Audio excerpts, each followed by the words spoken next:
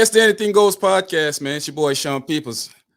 People, listen to me, man. If you like what we're doing, you like our vibes, you like the momentum, like, subscribe, share, comment in the comment section, ring the notification bell, and don't forget you can always check us out on every major streaming platform out there. It's the Anything Goes podcast. I'm here with the Caribbean Queen, Caribbean Soca Queen, or I should say the world Soca Queen, the beautiful intellectual Miss Alison Hinds. How you doing today? How you doing? I am wonderful, wonderful, Sean. Happy to be alive. You know what I Yes, mean? Just happy to be here because there are a lot of people that did not make it. And man. so, we gotta be thankful for every single day that Mhm. we have above ground. You know what I mean? Definitely, definitely. So how have this whole situation with the COVID has affected you since it has happened? Did it affect you majorly, or was it just something that was in the blink for you? Because a lot of people that I know seem to it's the best time of their business structure right now is the best time for them making money for a lot of my friends. Hmm. And then there's a lot of people on the outside that I see this is the worst time in times for them. So how does that affect you? I guess it's been a mixed bag kind of thing. Initially, when everything just shut down, I think I was in shock because you know we had bookings and all of that, and then just everything just like immediately, everything I just watched everything just go up in a puff of smoke basically, Mm. and it was like, okay, so this is gonna be a few weeks. This is gonna be, a month or two, and then like 4 months in, it's like, okay, so what is happening now? 6 months in, you're like, okay, this what is this? Like Serious. Yeah. there's no light. The tunnel is endless. Like there is no light at the end of the tunnel. There's no light. There's no end to the tunnel. You No. know what I'm saying? Yeah. And it's like it was there were points when I was scared. Hmm. I was nervous because it was so uncertain. Like what is gonna happen? Like entertainment as we know it basically just shut Stop. Yeah. completely down. And worldwide, it wasn't just like, oh, it happened in the region or it happened in North America. The entire world Girl, stopped. stopped. And I went through I actually made a conscious decision to be like, all right, Allison, you're not gonna fall down the rabbit hole. You're not going to, focus on the negative. You have to find the positive to focus on. And one of those things also was I am not coming out of lockdown bigger than I went in. I am not gonna put on no COVID pounds and all of this kind of nah. That is Yeah. not gonna be a thing. Well, I saw you on the stage on Best to Best, and looked pretty wonderful to me. So I Thank guess you. you accomplished that goal. I was working. I worked so hard. I trained consistently throughout the pandemic. Like I did not, I have a personal trainer and he is very awesome and works me really hard. And so that actually helped me. Um, it gave me back like some of my purpose. It was like, all right, Alison, you have this to focus on.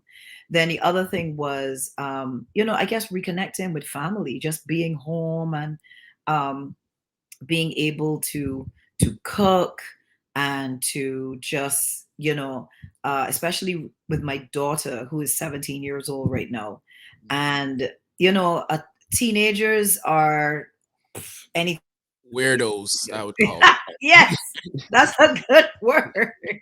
Teenagers are weirdos. They're strange people. Yeah. um and I think she's grown up with me touring, so she was used to me kind of being in and out all the time. Mm.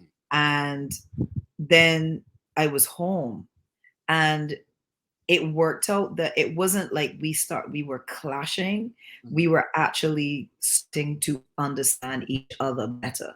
Better, I yeah. was starting to understand her as a teenager and what she's going through, and that being a teenager is tough. Yeah.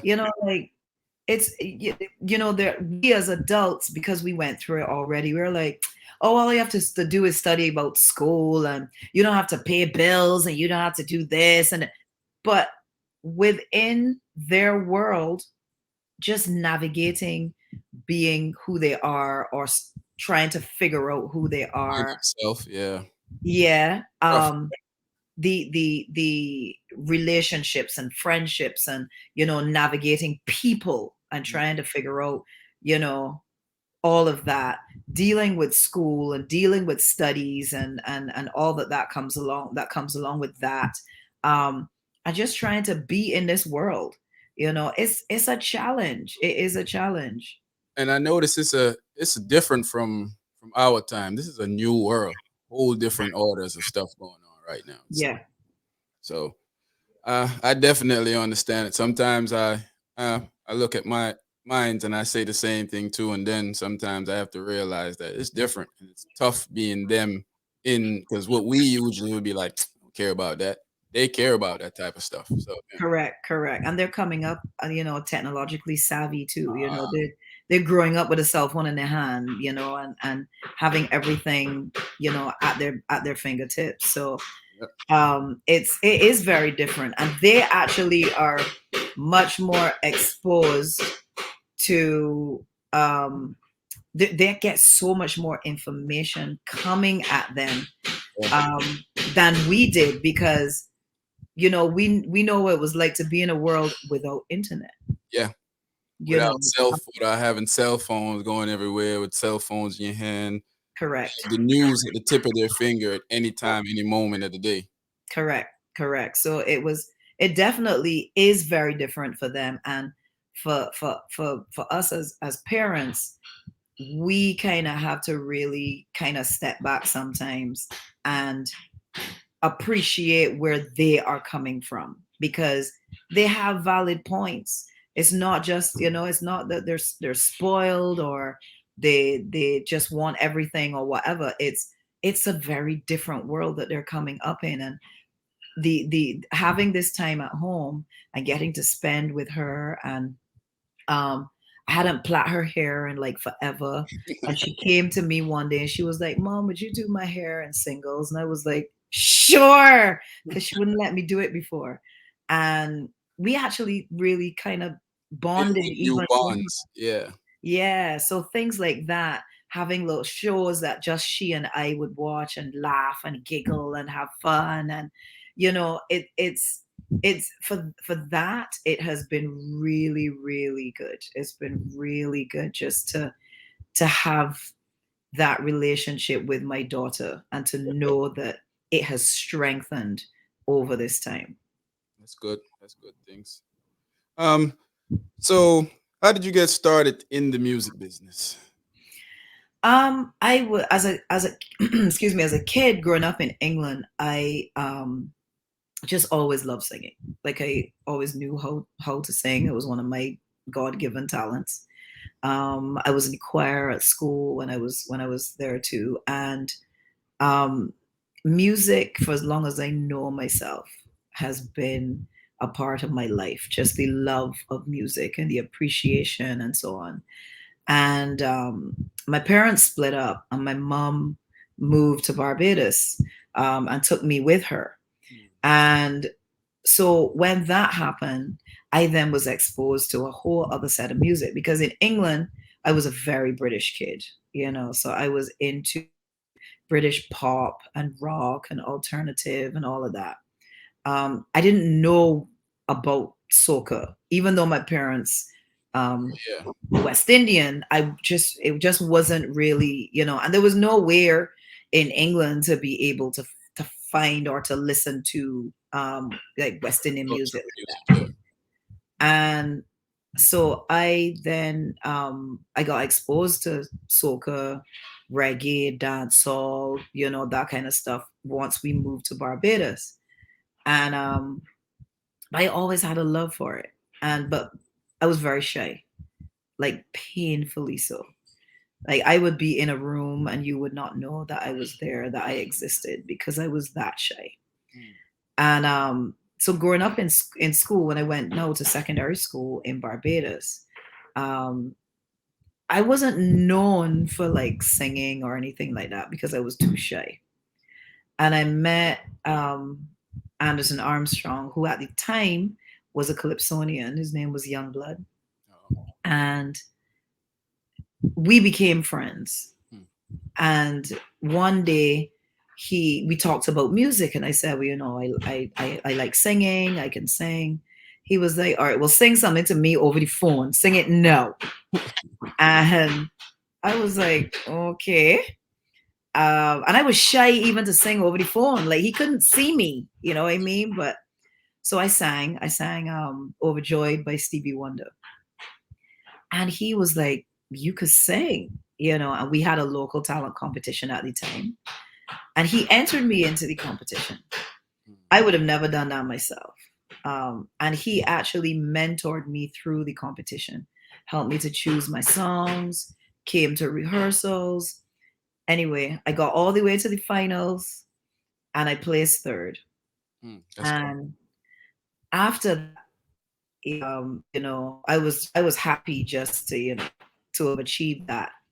And after that, he came to me, a little while afterward. He said, I have this band called Square One, and we're looking for female vocalists. I just jumped to the opportunity, even though, it was an unknown band. It wasn't like they were popular or anything like that. Nobody even knew that Square One existed at that point in time. But I felt like I just wanted to have the opportunity to be able to learn, to be able to, at that time, I didn't know that Square One was, that we were going to go on to become the huge band that we became. But at that time, I was like, yes, yeah, yeah, yeah. That's good. So how long have you been in the music business? Wow. I was I was the same age as my daughter when I joined Square One. I was 17 years old. Um, and I've been in the business since then. It's over 20 years. Yeah, over 20 years now that I've been in the business, probably like 25 years or so now. So did you find that liking that different type of music brought a different type of energy to to what you were doing in soca that you kind of understand? 'Cause for me, as also a DJ, I found it very easier for me to understand playing for Americans when it comes to music because I was kind of, I've been in America a long time and I understand hip hop. And, of course, I have to love reggae music because I'm Jamaican. So I understand what it is. So did that help you with your music too, just knowing different genres of music? Yeah, definitely. The musical director in the band, Terry Arthur, he was the last member to actually come into the band. Mhm. He exposed me to all kinds of music, Mhm. jazz, bachata, um, uh, all kinds of, because his thing was, the more music that you're exposed to, the more influences, and you can bring in elements of those influences into what you do. And it was definitely true. And it also gives you, I guess, a wider appreciation for music as well. Because, there's some people that will tell you they just love soca and that's it, or they love soca and reggae and that's it. Yeah. And they're not interested in nothing else. And that's fine. It's fine. That's your preference. That's your preference. Um, but when you open up your understanding um, of music by listening to other genres. Like I have rock songs that I love, like Yes. hardcore, Guns N' Roses kind of, White Snake kind of, um stuff that I really like. I'm a huge Prince fan, so like Prince is one of the ultimate artists for me. And Prince himself, did all kinds of music. He Yeah. funk, it was pop, it was, all of these different influences. So you couldn't put him in a box and say he's a pop artist, he's an R&B artist. He was just an amazing Artists. artist. Yeah. Period. Yeah. Um, and musician, and phenomenal musician. So I was glad to have someone that showed me the value of trying to understand and appreciate the many genres of music that's out there, because it can only enhance you, not only as an entertainer and a musician, but as a person. You know what I Definitely. mean? Like broadening your horizon, basically. Absolutely. Yeah. Absolutely. So it's saying that who was your musical inspiration? Of course, I heard you say Prince, so I'm knowing he has to be one of them. So who are your musical inspirations? For sure. Prince for sure.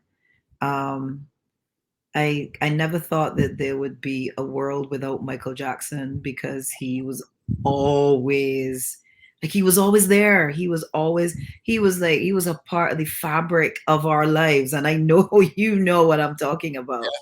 Um, Michael was always there. You know, I get a lot of Um, slack for saying that, but a lot of Jamaicans get upset with me because I'm Jamaican and I say Mike. I say Mike is my favorite artist and not Bob. So a lot of my friends are upset with me about that. oh boy. And of course we love Bob. I mean, there's no way that you can't. Yeah. You have to love Bob Marley. I remember uh in as a kid, I didn't know it at the time, but I found out after, once I grew up, that the Exodus album was a must have in Mm. every West Indian home. Yeah. We had the Exodus album in our home. Um I know that album like from top to bottom, Yeah. every single note, every space, every lyric, everything, the order of the songs, everything. I know everything backwards and forwards with the Exodus album. Um, but my influences came, my early influences definitely came from like international acts. I loved ABBA as a kid growing up. My mom loved ABBA, and she exposed me to the group. The Police, where Sting came from. Um, so like a lot of those British groups, Queen, oh my goodness. I loved Queen as a kid. Absolute. And Bohemian Rhapsody is the ultimate. It's the ultimate Queen song. It's about 15 minutes long, and you have to play the entire song. You cannot start that song and be like, okay, pull up. No, no, no, no. Just No, no, let no. it run. Nah, there's no pulling up in this. There's no just let it run. Um, so I've had influences like that. My other influences in terms of the Caribbean would have come later in life, where after I became a performer and Yeah. entertainer. And then it was mostly male influence, because there weren't, even then, I mean, obviously when I was coming up, there weren't a lot of females, Yeah. That's true. in soca for sure. There weren't any in kaiso and calypso. There was singing Sandra, may she rest in peace. Mm. There was Calypso Rose, who would have been like generations ahead of, who was generations ahead of me. But she's also my inspiration, because she's in her 70s and she has remained relevant. Over the um years. Won a French Grammy, and it's like I aspire to be like her, to be, and understand that age really is just a number. Yeah. Don't let that be the reason. It's like, oh well, I'm 60 now, so I need to stop. No, look at Gladys Knight, look at Patti LaBelle, look at, these are women who are easily like in their 70s and stuff. Still And they are, performing well. oh my God, and they are still being able to come on a stage and flatten. So they are my women, like them are my inspiration. Definitely, definitely. So, do you have a dancing background, or is that just because it's the whole Caribbean thing? So you're just known for wine and them things. I actually don't have a dancing background. Interestingly enough, growing up in England, as I told you, I was a very British kid. Mm-hmm. Down to my dancing, I couldn't know how to walk up. I had to learn. I was forced to, peer pressure is a bitch, right? I remember I used to come, we used to go to Barbados for summer vacation every year, my mother and I. And so I got to meet like my family, grandmother on my dad's side. She was alive at the time. And the street that she lived in was like tons of kids. I had cousins there and friends and so on.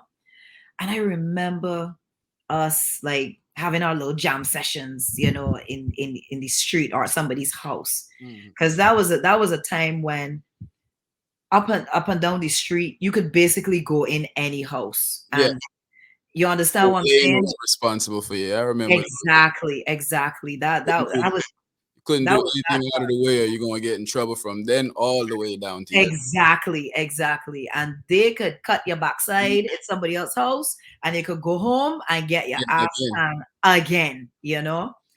And I remember, we would gather in somebody's house. I was playing music, and they made so much fun of me. So much fun. They were like, Alison can't walk up and ding, and da, da, da. And I was like, this is not going to happen to me anymore. I am going to learn how to whine. If it kill me, I am going to learn. Let me tell you, I practice. Stand up in the mirror. I looked at myself as I learned that obviously I learned really well. Definitely, to say the least. Yes, Yeah. yes, I learned really well. I picked it up. So, do you have a favorite place you like to perform? Of course, home would be probably your top place, but outside of that, just where the energy, just when you get there, you know what you're expecting. You know that these people are gonna go crazy, so you just already know that when you see this on the listing for you to go, you're like, oh, that's my place. I know what's gonna happen here. You got one of those places? There are a few places. Mhm. Toronto is one. Toronto, Canada. Um, Whenever I perform in Toronto, the energy is off the chain. It is their excitement and the love that you get from the fans in Toronto is absolutely like is mind blowing. I am always like taken aback because even though I know that it's a great market for me, Mhm. whenever I touch the stage and I feel it coming at me, I'm like, holy crap, is this really happening? Is this real? Um, so they definitely give like huge energy. And I've been to other parts of Canada. I've been to Calgary, I've been to Ottawa, I've been to Montreal, a couple of other places. And I don't want to say that the rest of Canada is not great. So don't come No, for me. that's not what Okay, we say. It's not what. don't come for me. I'm just saying. But Toronto is really that's really the mecca for us in terms of Caribbean music and soca and Mhm. um, so for sure, Toronto is one of those places. Trinidad, absolutely. The kind of response that I get in Trinidad is like on a different level. Basically, from the time I land, I'm going through the airport, the immigration officer, the customs officer, the staff, the stores. It's an energy that I feel as soon as I land. Mm. And touching the stage, the audio, the crowds are great. But it even extends beyond that in Trinidad because I've been in the supermarket like shopping before, Mhm. and just everything stopped. Like all the staff from in the back Coming stopped in, yeah. working and came in the front, and it's that kind of like Mm. adulation. Yeah. And it is still like that up until the present. And it's something that I do not take for granted because it's very special to be embraced by another country other than your home. You're embraced by home, and I feel the love at home. There's no doubt about that. Just walking the streets and going to the bank, and people will stop me. Hi, Alison. I mean, this is the first time I've ever seen you in person, and I love your music and keep doing what you're doing. I get that at home, but to be able to then get it in other countries and to be embraced, that's amazing. And England, which is my birthplace, again, that energy. And I haven't been to England. I haven't performed in England in like a good while. And even before the pandemic, I hadn't performed in England for a while. So I know when I get the opportunity to go back to England, it's gonna be a movie. It's gonna be an absolute movie. I can only imagine. So, you said earlier about there's not a lot that at your time coming out, there weren't a lot of women in the scene. So right now, you do any mentoring for like younger artists coming up? They're reaching out to you to find out, how the queen deals with stuff. What sure you know all the ins and out, all the yays and nays that you're supposed to do. So do you have a lot of younger artists reaching out to you trying to find out, the yays and nays? I do actually. I do. There are a few young women who I have mentored already, Mhm. and they're reaching out to me periodically. From Barbados, there's a singer by the name of Nikita. Mhm. She, I've done a little bit with her, but Faith Calendar, I've done quite a bit of mentoring with her. She actually came up to Miami for Miami Carnival, and she had a couple of performances and stuff. And I can see how she's grown, and how she will come to me periodically and ask for my advice or ask for my opinion on something in particular. And I'm happy to be able to give that advice and to be able to give that guidance to someone who is interested, who wants to learn, who understands that. Um, and even at my level and with my experience, I myself still want to learn more. I still want to, see what else can I do, what else can I improve on what I do and to maintain and that kind of stuff. Like you never stop learning as far as I'm concerned. Yeah. And there's actually another young lady who is up and coming right now. She reached out to me very recently, like over the last few weeks actually. And she came up to Miami for Carnival. And so I'm about to embark on doing some mentoring with Okay. her. So it's something that I enjoy doing, and it's not only female artists that come to me. There are also the young male artists who will come and ask my opinion or my advice on something, because some things are not based on gender. Some things are, in Mhm. terms from a female perspective and what we go through and that kind of stuff. But some things that I talk about that they want to know is just to do with the business and to do with the do's and don'ts, and who should I go to and how do I do this, and that kind of stuff. So I'm always open to young up and coming artists, and giving them guidance in some form or fashion, however I can help. Yeah, definitely. Yeah. Speaking of Carnival, I seen all the clips. I had friends that was there. Didn't get to make it myself, but I seen all the clips. I see your face. I've been, yeah, I've been on your IG. I've seen, I saw best of the best. I'm kind of a little jealous of Taurus Riley out there with you on stage, but it's okay. That's right. You had fun. You did see they had fun down there this weekend.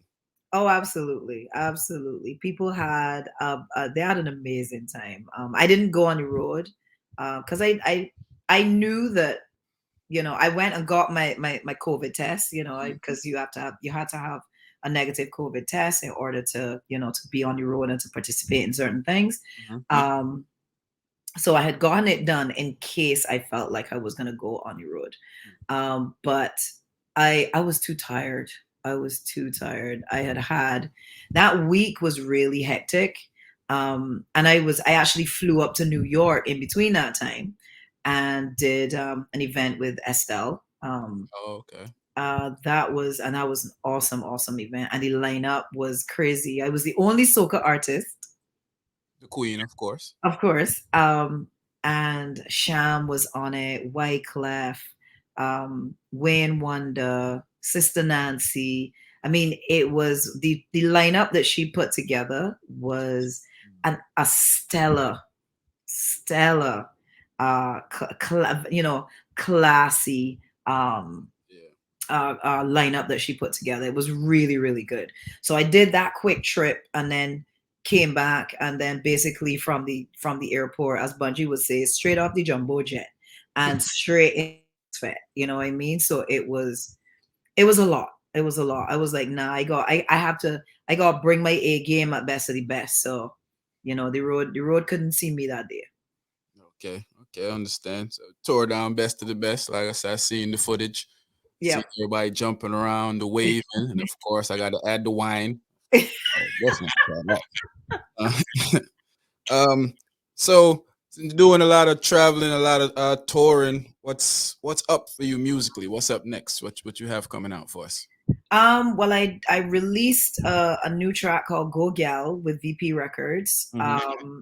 And there's also a video for that that's up on VP's YouTube channel, so you could go check that out. The video is fire. The song is fire. If you have not heard the song yet, we are waiting on.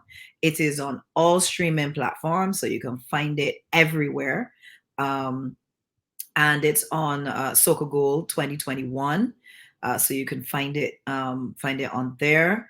And it is Go Gal is a me. I'm all about female empowerment, Definitely. and it is along those kind of lines. But it's a party track, like it's a hard partying, edgy kind of vibe, Mhm. and I'm really happy with the way that it came out, and people are really loving it, and I've just I'm gonna just keep promoting it.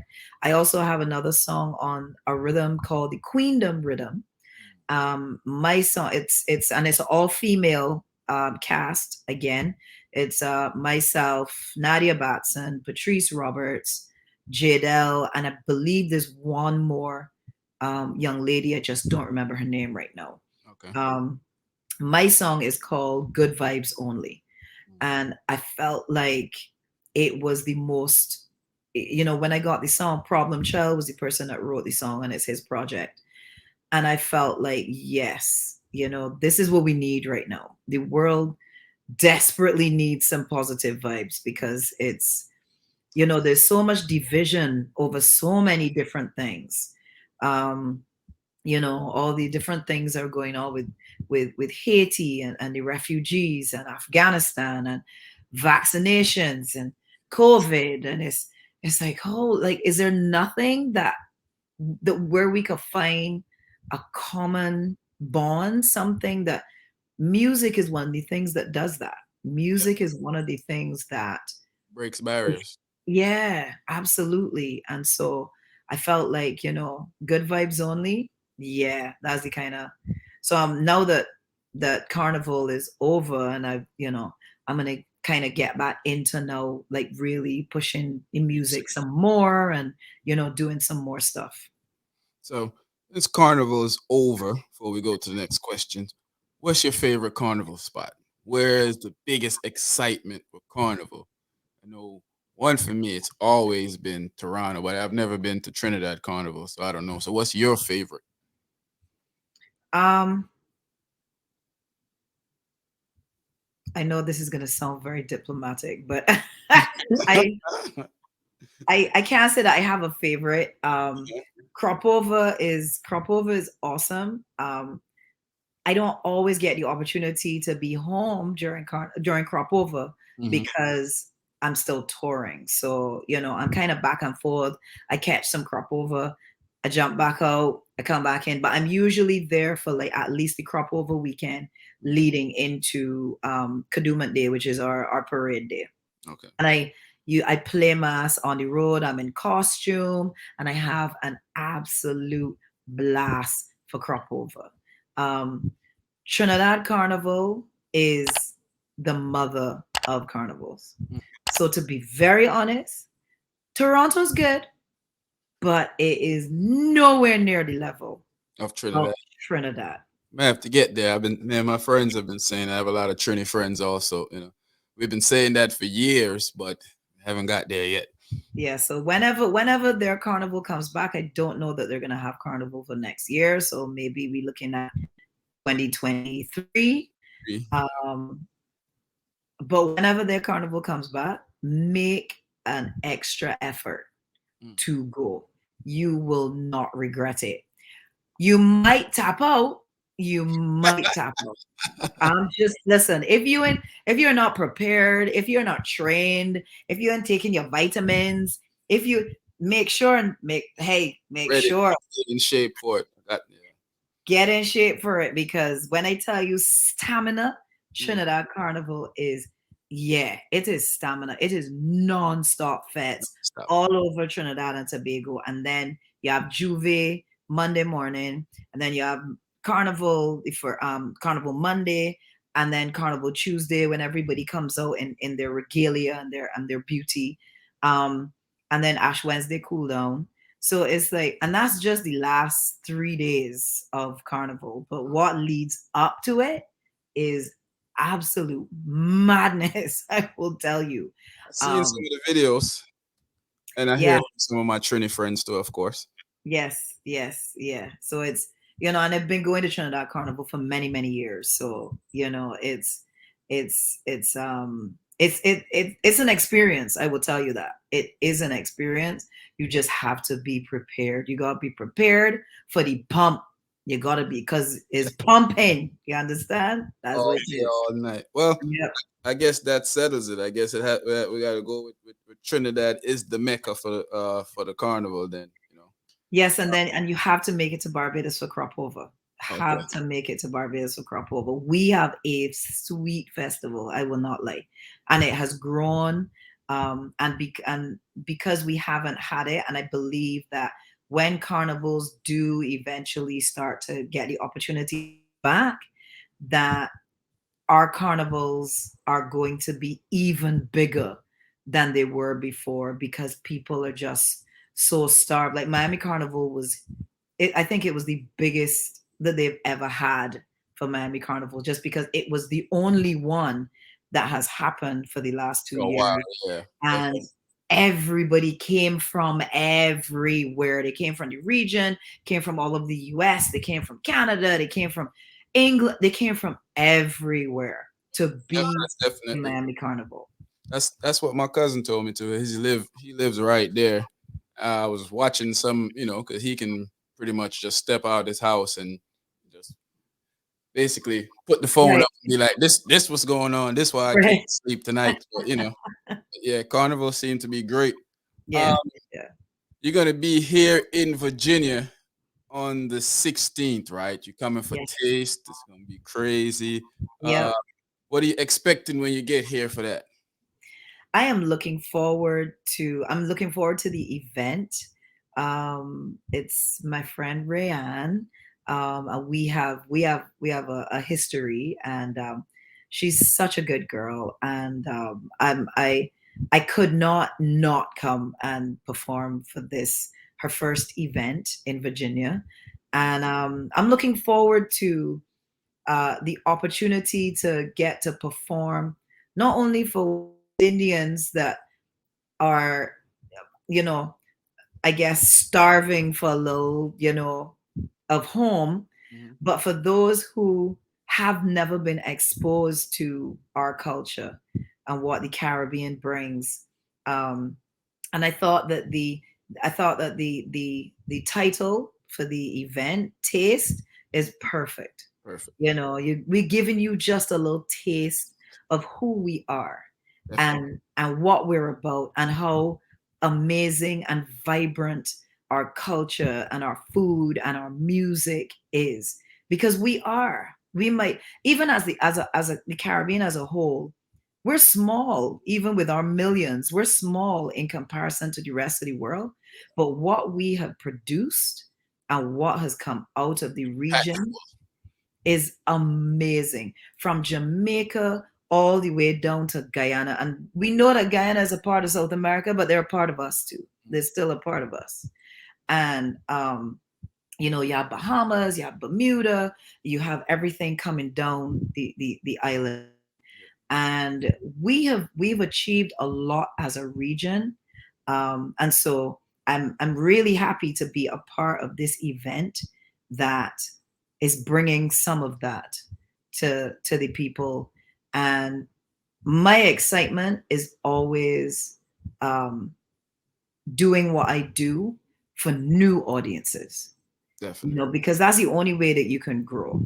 Um, and so with this particular event, um, I'm looking forward to that. I'm looking forward to that aspect of it, and maybe talking to some of the people who have never seen anything like this, have never experienced anything like this, and what they think of it.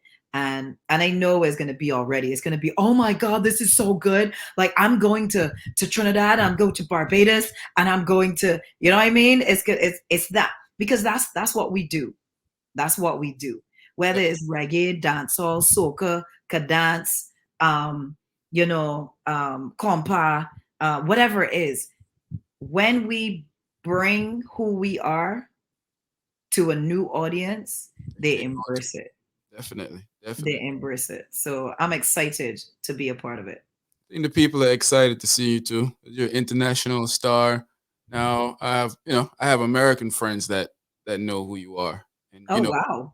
at one point, you know, they only know only the Bob Marleys and the Marley family. But now, guess with social media and the impact that soca has been making over the last few years, that soca has been becoming very dominant. People are starting to know more about us, starting to know that there's more than just one type of thing that comes from the Caribbean. So, Right. I think you'll be well received. My friends talk about you. You're one of the highlights of their day when they're talking about Caribbean Aw, from the. that's sweet. That's sweet. I'm always happy, always, always happy to hear that, because that's I love what I do. Mhm. I love to entertain people. If I can educate them while I'm entertaining, that works too. Um, and so that's where all of this comes into play.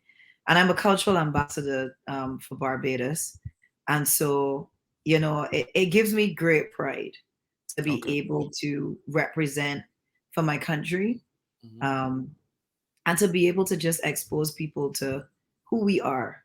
And that's a part of the pleasure. That's a part of the pleasure, to be able to give people that opportunity, and make them and help to make them happy, and to promote who we are. Definitely, definitely. So when you leave Virginia Beach, where are you headed to? I know you probably have some other shows going on before you head I'm back. Or is actually I'm back to Miami for a few days, and then I head home, because I've been out since the end of August. I've been in the US. So it's been a while. So I'm gonna go home, excuse me, and then I actually come back to Miami. Um I'm home for maybe like a week or so, I think. Um I come back to Miami. I'm going to be presented with an award of excellence. Mm, Um, congratulations, congratulations. yeah, thank you.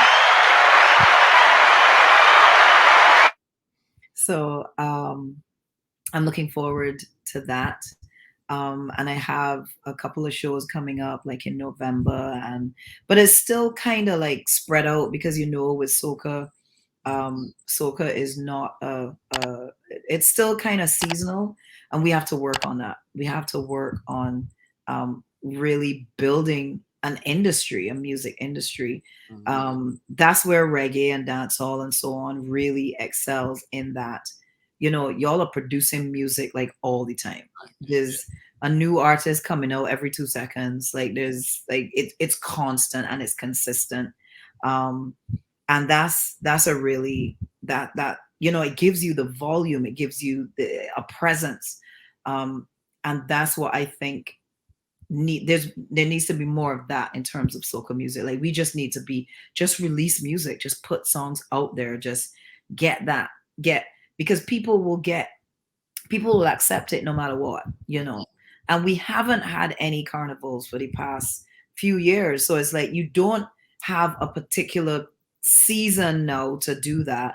So just put out great music. Music. Just put it out there. People are gonna embrace it once they love it. And we take it from there. So we definitely, I am consciously working on doing that as well. Just producing music for the sake of it's great music, it's a great song, and I want to put it out there and let the people, you know, have it. Yep, definitely. Music definitely conquers all. At the end of the day, Yeah, that's what it all comes down to. You put out great music, people are gonna love it. They're gonna sing along with it. They're gonna play it. You know, and I'm pretty sure the soca fans are loving music because here, I mean, it's year round now to all the soca fans now. They're not really just seasonal with it anymore. They're having fets throughout the year, cooler fets, and all type of things throughout the that's year. awesome. That's That's actually really, really awesome. I'm happy to hear that. that's a good thing. Yeah. Um, Before we get out of here, I have a last question I want to ask you. I Okay. noticed that you do a lot of collaborations with reggae artists. Is there something there with you and reggae? Is there a love for reggae there? You know, Absolutely. Absolutely. I've always, you know, loved reggae and dancehall, and I appreciate the artists because I've had the opportunity over the years. Um, I have a, and I know that I have a huge fan base amongst Jamaicans definitely. everywhere. You know, Roll Gal was, you know, was such a breakthrough track Hmm. that it was playing in the Passa Passas in Jamaica. I was like, yeah, that's when you know you reach. All over. Yeah, yeah. Still play that up until today, like it's like it just freshly dropped. Yeah, yeah, yeah. And so and doing those collaborations and with those particular artists, I think also you know, just cemented me that much more. Hmm. The Richie Spice, King and Queen is a That's one of my favorite. favorite song. That's a favorite for sure. Me and Shaggy, Vegas, Hmm. Cure, Egyptian, Yep. you know, and they were all fun for me to do. They were all fun. And for me, I have an appreciation for not only the music of itself, but for the people that created it. Mm. Um, I remember when I had the opportunity to be first introduced to Sly and Robbie, Hmm. and I was like, "But these are legendary producers. Like, I'm gonna get to meet them." I met them, and I was freaking out over them, and they was freaking out over me. It was weird. It was. They was like, "Oh." There was like Alison Hinds, yes, he was the soca mama, roll it, girl, that's a bad tune. I think. I was like, is this opposite world? Like, what's happening here right now? What is happening? Um, when Taurus brought me on the stage for best of the best, he is such a genuine, sweet man, so respectful, so awesome, and so talented. You know, for me to be able to say that I actually know these people like Hmm. Shaggy, you know, Grammy Award winning artist, Sean Paul, you know, Spice, I got to talk to her backstage and stuff, and she was just as excited. We did a video, I should have to message her. She did a video where she was like, this is the original. You know, this is the original. I pick up the baton from her and run, but she is the original. This is the original queen right here. And I'm like, yeah, yeah, I like that. You know, it it's humbling for me too. Yeah. It is humbling for me because I got into this business just wanting to sing and wanting to entertain people and do it to the best of my ability. And that has served me throughout my career up until the present. That is still my intention. When I step on that stage, my focus is the audience and that they have an awesome time. And when they have a great time, then I have a great time. You Definitely. know? So with reggae, um, I I love the music and I want to do some more. I want to do some more collaborations. You should. And I've talked to Taurus. I've spoken to Taurus because we need to do a collab. Like we absolutely need to do a collab. And there's a couple of other artists too that I would like to do something with as well. But you know, it's the song. You know, you Yeah. have to get the Find the right song, and yeah, yeah, yeah. like you said earlier, and we said music, it breaks the barrier. You want something that you just don't want to do something generic. You want something that's going to affect people. People listen to it. It's like, King and Queen with you and Richie Spice. That's one of my favorite songs. Uh, you want it to connect with people that even if you're not, even if it's not a radio version song, but it's a cult classic in the genre. So I Exactly. understand what you're saying. Yeah. Definitely. Miss Hinds, the queen, world renowned, the beautiful, legendary. I'm not even gonna call you Caribbean queen. I'm gonna call you world soca queen. I thank you for stopping by with us here today. The AGP family really appreciate that. AGP universe can't wait to see this come out to them. Uh, Thank you for coming in and chopping it up with us today. I like your spirits, like the energy, and I know the people are looking forward to seeing you this Saturday. Tear the house down, tear the place down. Really appreciate the love. Really appreciate the love. Thank you. Thank you so much for having me. It was definitely a pleasure, Sean. I really enjoyed this interview. You know, I like to be able to. I like when you know that somebody knows what they're talking about. That they've, you know, you've done your research, you've done your homework, and it's not just, you know, stock questions kind of thing. It's stuff that makes you think and makes you, you know, want to say more and to do more. And so I'm really happy to have been on the Anything Goes podcast. And I can't wait for Taste. Virginia, yeah, it can be a movie. It's Let going me down. yeah, absolutely, absolutely. It's I can't wait. I'm excited. Everybody involved is excited, and I'm just happy. I'm happy to get the opportunity to be there. Definitely, definitely. You hear that, Virginia? So make sure we're out in numbers to support the Queen. Thanks for stopping by again, Miss Hinds. It was Thank you for having me. it's more than a pleasure. Thank you. Thank you so much, Sean. Definitely. It's the Anything Goes podcast. It's your boy Sean Peoples. I'm here with the Queen herself, Miss Alison Hinds. Don't forget to like, subscribe, share. Check us out on all major streaming platform. And it was a pleasure. I'm gonna keep this. I'm gonna cut out some of it and just keep it for myself because I No problem. can't share the queen with people. No, I'm just playing. But we're out of here, man. Thanks.